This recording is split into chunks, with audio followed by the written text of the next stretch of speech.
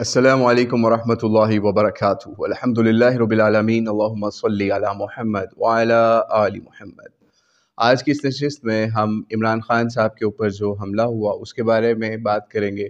اور اس کے بعد مولانا مودودی رحمۃ اللہ علیہ کے اوپر بھی جو قاتلانہ حملے ہوئے اس سے ریلیٹڈ بھی کچھ بات کریں گے۔ تو کل عمران خان کے اوپر جو حملہ ہوا اور اس کے فوری بعد ان کچھ فوٹیج جس بندے نے حملہ کرنے کی کوشش کی یا کیا اس کی فوٹیج بھی فوری ریلیز کر دی گئی، اور اس کے اوپر میمز بھی بہت بنی۔ بس ہو گیا سر۔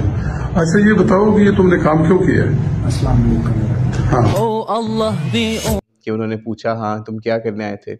تو سب سے پہلے اس نے السلام علیکم کہا، جس کے اوپر بڑی میمز بھی بنی، اور آپ خود اس چیز کو دیکھ سکتے ہیں کہ کس طریقے سے لگ رہا تھا بڑا پلان کر کے اس سے انٹرویو لیا جا رہا ہے۔ لیکن بہرحال ہم کسی پہ الزام نہیں لگانا چاہتے کہ یہ پلان تھا یا اس طرح سے تھا،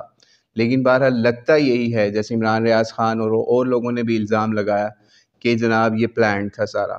کہ اس کو پہلے چیک کیا گیا پھر ریلیز کیا گیا انٹرویو کو فوری طور پہ، حالانکہ اتنے ہائی پروفائل کیسز میں ایسا نہیں ہوتا۔ تو بہرحال اللہ کریم عمران خان صاحب کی حفاظت فرمائے اور ان کو دین کا صحیح فہم عطا فرمائے، تاکہ وہ اپنے اس طرح کے ڈی جے شو کو جہاد کا نام نہ دیں،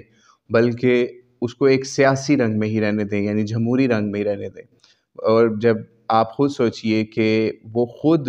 اعلان کریں اپنے اکثر بینرز کے اوپر بھی کہ یہ جہاد ہے، یہ فلاں ہے، یہ ہم پاکستان کا مطلب کیا لا الہ الا اللہ ہے، تو آپ خود سوچئے کہ وہاں پہ لا الہ الا اللہ کے لیے نظام کے لیے کوشش کی جا رہی ان کے اس مارچ کے ذریعے سے نہیں،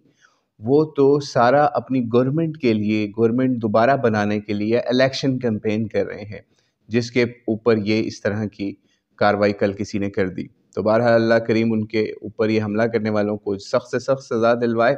بہرحال یہ چیزیں نامعلوم ہی رہتی ہیں، یہ آپ دیکھ لیجئے گا، اس کا بھی کچھ نہیں پتہ چلے گا، جیسے باقی دیگر قتل جو بھی ہوئے پہلے ان کا بھی کوئی پتہ نہیں چلا، اس کا کہاں سے پتہ چل جائے گا، حالانکہ بندہ مرا بھی نہیں ہے۔ مولانا مودودی رحمۃ اللہ علیہ سے متعلق بھی دوسری بات کرنی تھی کہ مولانا مودودی کے اوپر بتایا جاتا ہے کہ 1966 کے اندر ایک شخص آپ کو قتل کرنے کے ارادے سے آیا اور خنجر لے کے آیا، اس نے وہ خنجر اپنے پاس چھپایا ہوا تھا اور اچھرا کے اندر آپ کی رہائش گاہ میں داخل ہوتا ہے، چونکہ عصر کی نماز کے بعد وہاں پر اکثر سوال و جواب کی نشست ہوتی تھی، جس میں مولانا مودودی قرآن و سنت کی روشنی میں جواب ارشاد فرمایا کرتے تھے۔ تو ہوا یوں کہ ان دنوں چونکہ خلافت و ملوکیت کتاب کے خلاف اکثر علماء کی طرف سے یا مولویوں کی طرف سے بہت زیادہ پروپیگنڈا کیا جا رہا تھا، اور مولانا مودودی کے خلاف اتنا لوگوں کو ابھارا جا رہا تھا کہ ان کو بس پار کر دیا جائے تو پھر ہی بات بن سکتی ہے، گستاخ صحابہ ہیں، یہ گستاخ رسول ہیں، یہ گستاخ یہ ہیں، اس طرح کے فتوے ان کے خلاف نکل رہے تھے۔ تو وہ شخص ان باتوں سے متاثر ہو کے آیا ان کو مارنے کے لیے، لیکن جب وہ آیا تو اس وقت درس چل رہا تھا یا سوال جواب کی نشست چل رہی تھی، وہ بیٹھ گیا سکون سے کہ جس وقت مجھے موقع ملے گا میں اٹیک کر دوں گا۔ جب اس نے قرآن و سنت کی روشنی میں مولانا مودودی کے حسن کردار سے بھرے ہوئے جوابات اور سوالات لوگوں کے سنے،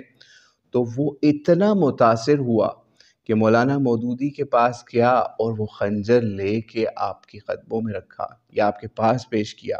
اور آپ سے معافی مانگی کہ میں فلاں مولانا کی بات سے متاثر ہو کے آپ کو شہید کرنے یا قتل کرنے کے لیے یہاں پہ حاضر ہوا تھا، مجھے معاف کر دیجئے۔ مولانا مودودی نے اس شخص کو معاف کیا، کوئی پولیس کی کارروائی نہیں کی، اور اس بات کو وہیں ختم کیا، اور ان مولانا صاحب کو بھی کال کر کے یا ان سے بات کر کے ان سے کہا کہ اس طرح سے یہ معاملہ ہوا ہے۔ بہرحال انہوں نے لا تعلقی کا اعلان کیا کہ ہمارا کوئی اس سے ایسا لین دین نہیں ہے۔ تو آپ خود سوچئے کہ ایک مشہور کیا جاتا ہے آج کل ایک شعر جو کہ علامہ اقبال سے منسوب کیا جاتا ہے، حالانکہ وہ علامہ اقبال کا نہیں ہے۔ کیا شعر ہے؟ حسن کردار سے نور مجسم ہو جا، کہ ابلیس بھی تجھے دیکھے تو مسلمان ہو جائے۔ تو بات اچھی ہے، بے وزن ہے، لیکن اس کے کچھ معنی ہے کہ آپ اپنے حسن کردار کو، حسن اخلاق کو یا دین کی تبلیغ کے اندر اتنے اعلیٰ پائے کے اخلاق رکھیں کہ جو شخص آپ کو مارنے آئے وہ بھی مجبور ہو جائے کہ وہ اعلیٰ قتل آپ کے قدموں میں ڈھیر کر دے اور خود آپ کا مرید بن جائے۔ تو عمران خان صاحب سے بھی ریکویسٹ ہے اور لوگوں سے بھی ریکویسٹ ہے، جیسے انجینئر محمد علی مرزا صاحب ہیں، کہ یہ لوگ بازاری زبان سے اجتناب کریں، بد اخلاقی سے اجتناب کریں، کہ بعد میں پھر ان کے اسی طریقے سے مسئلے مسائل خراب نہ ہو. جیسے آپ نے پچھلے دنوں دیکھا انجینئر صاحب نے بھی وہ انٹرویو ریلیز کروا دیا، جیسے عمران خان صاحب کے اوپر حملہ آور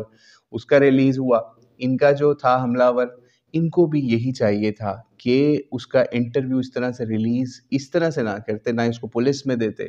بلکہ اس شخص سے جب وہ چیز برآمد ہو گئی تھی اس کو وہاں پاس بٹھاتے، سموسے کھلاتے، چائے پلاتے اور اس کو کہتے کہ آج کا درس سن کے جاؤ، چاہے ہاتھ باندھ کے اس کو وہاں بٹھا دیتے، ٹھیک ہے. اس کے بعد اس سے اچھی باتیں کرتے اور اگر وہ توبہ کر دیتا تو اس کو معاف کر کے روانہ کر دیتے، پھر لوگوں کو یہ بات بتاتے کہ آج ہم نے یہ مثال قائم کی ہے کہ جس طریقے سے وہ آیا تھا اس کو ہم نے اس طرح معاف کیا. تو آپ خود سوچئے معاشرے کے اندر کیسا میسج جاتا. لیکن ابھی اس کارروائی سے کیا میسج گیا وہ انجینئر صاحب کے مقلد یا سو کالڈ اسٹوڈنٹس ہی بتا سکتے ہیں، ایسے کہ آپ نے ان کی ویڈیوز دیکھی. یہاں تک کہ حقیقت ٹی وی سے لے کے سارے ان کے چھوٹے چھوٹے بڑے ہر چینل کے اوپر